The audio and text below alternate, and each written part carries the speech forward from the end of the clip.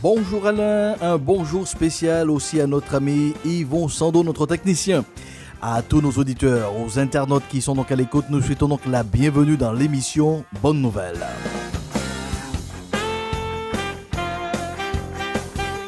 L'événement planétaire qui a marqué l'actualité, c'est bien sûr l'investiture du 46e président des États-Unis, M. Joe Biden. Nous y avons prêté une attention toute particulière, surtout aux Antilles, car la première femme à occuper donc les fonctions de vice-présidente des États-Unis, Kamala Harris, a aussi donc des origines caribéennes. À ce titre, j'ai apprécié un flyers en anglais qui a circulé sur les réseaux sociaux.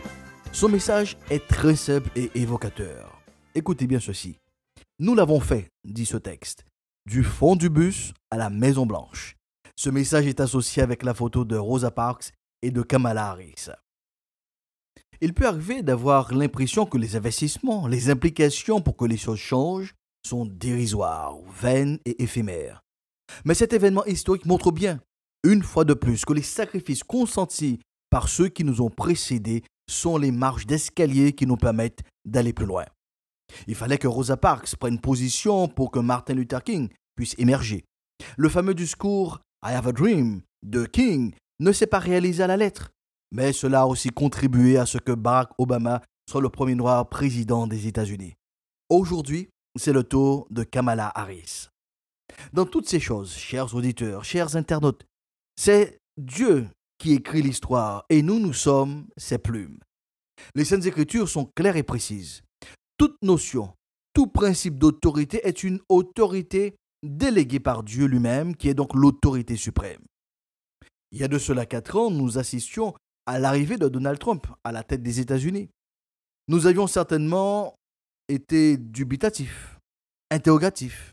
N'empêche qu'il était donc en autorité, qu'il méritait donc le respect, les honneurs que lui conférait donc son statut présidentiel. Je m'arrêterai volontiers sur son parcours pour en retirer quelques instructions pour notre progression personnelle. Nous venons d'établir donc les principes sur la personne qui est en autorité. Donald Trump avait reçu son autorité de la part de Dieu, l'autorité des autorités.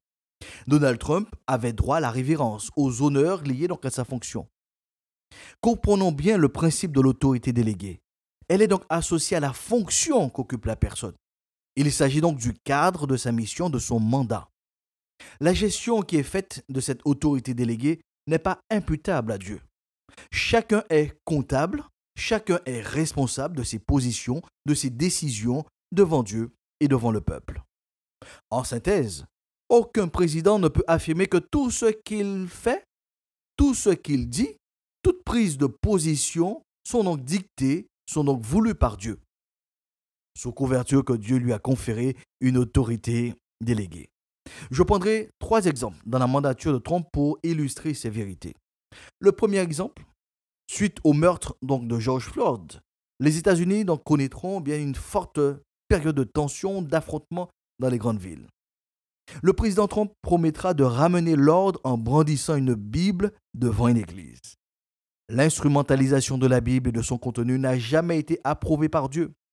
Dieu désire que sa parole soit dans notre cœur, qu'elle imprègne bien donc notre caractère, notre personnalité au quotidien.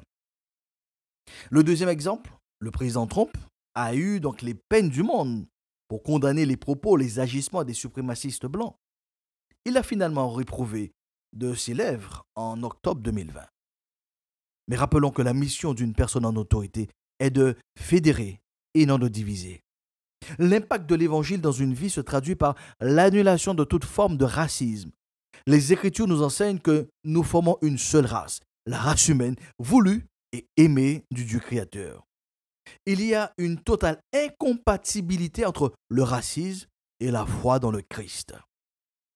Le troisième exemple, c'est le manque de respect du président Trump à l'égard du nouveau président élu, Joe Biden.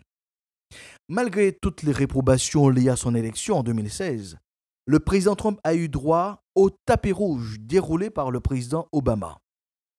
Quand on accepte le début de la mission, quand on endosse le manteau d'une autorité déléguée, il est aussi nécessaire d'intégrer et d'accepter la fin de cette mission. Seul Dieu a un règne sans fin.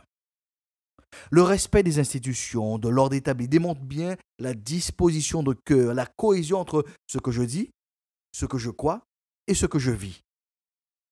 Comprenons, madame, monsieur, ce que Dieu attend, ce n'est ni une main gauche sur une Bible pour prêter serment, ni une Bible dans une main pour menacer de l'usage de la force, ni des extractions de versets bibliques pour se donner bonne conscience.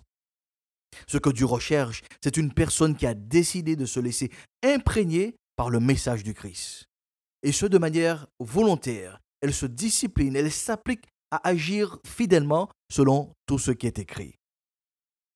Cela passe premièrement par la crainte de Dieu. Quand nous parlons de la crainte de Dieu, nous entendons par là le respect, la révérence, la reconnaissance, l'honneur pour qui Dieu est.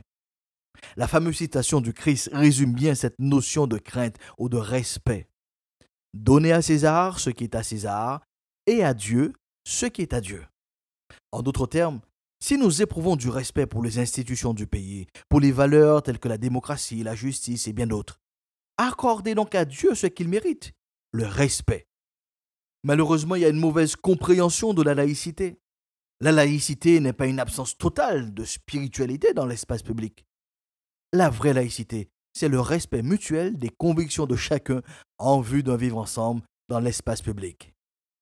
Un homme, une femme, une société qui supprime le respect de la personne de Dieu, de son fonctionnement, dans son quotidien, s'expose à de graves problèmes pour sa vie.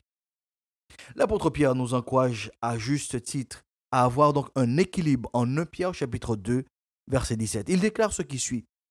Honorez tout le monde, aimez les frères, craignez Dieu, honorez le roi. Chacun donc a droit au respect, Dieu y compris, le Christ y compris. Les Saintes Écritures expliquent que le respect accordé à Dieu est le commencement de la sagesse. Personne ne peut faire preuve de sagesse en manquant de respect au Dieu créateur. Cela m'amène à affirmer que la crainte ou le respect pour Dieu transcende la religion. Craindre Dieu ne veut pas dire que l'on soit devenu religieux ou qu'on ne soit plus laïque. Craindre Dieu, c'est prendre en considération les conseils, les recommandations qu'il nous donne dans sa parole afin de les appliquer dans nos différentes situations. Savez-vous que nous retrouvons dans la Bible des personnes qui ont manifesté la crainte de Dieu sans devenir juifs? Il y a des hommes et des femmes qui ont respecté Dieu sans devenir chrétiens. La particularité, c'est qu'ils ont été au bénéfice de grâce, de bénédiction, juste parce qu'ils ont marqué un profond respect pour Dieu. Ils ont eu donc la crainte de Dieu. Je vous propose de regarder cela d'un peu plus près lors de notre prochaine session Bonne Nouvelle, toujours sur ce média. Je vous rappelle donc nos coordonnées 06 90 92 77 71. Vous pouvez donc nous joindre à n'importe quel moment. Et bien sûr, cette session est donc disponible ainsi que les autres sur la chaîne YouTube du Pasteur Josias.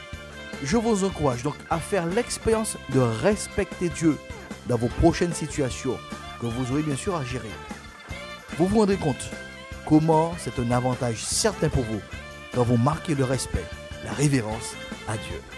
En attendant, le Pasteur Josias proclame sur votre vie la paix de Dieu soit avec vous pour une meilleure saison.